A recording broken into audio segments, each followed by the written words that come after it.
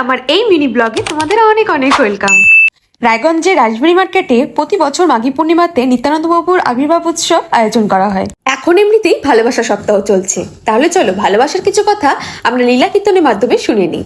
কীর্তন করছে আমার খুব প্রিয় জয়ন্ত নস্কর। কি বলছিস তুই? আরে যোগী মুনি ঋষি গন্ধর্ব নর কিন্নর সবাই বলে ভগবানকে ভালোবাসো, ভগবানকে ভালোবাসো, ভগবানকে সেবা করো। আর তুই বলছিস ভগবানকে ভালোবাসা ভালো নয়?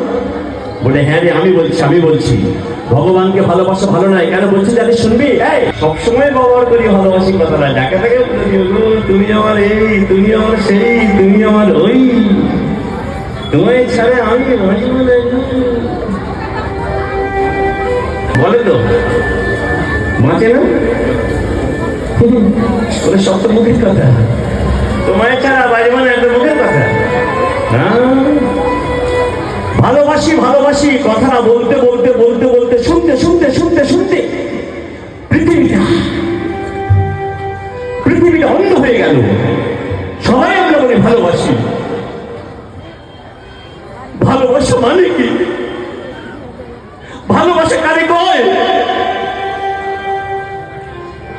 ভালোবাসা কারে কয় সেটাই আমরা বুঝি না। ভালোবাসা মানে কি সেটাই আমরা বুঝি না, অথচ মুখে বলি ভালোবাসি। ভালোবাসা কাকে বলে আজকে রাধা রানী প্রমাণ করছে। দেখুন, মিলিতি তুলইতে ভগবানের ভালোবাসাকে ওজন করছেন কি দিয়ে?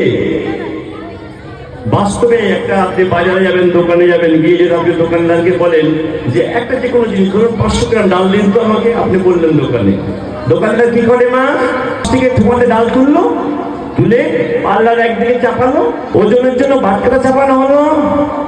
দোকানি মনে মনে ভাববে আমার যেন একটু বেশি না যায়, আর খরিদ্দার ভাববে আমাকে যেন একটু কম না দেয়। নিতাই গৌর হরি হরি।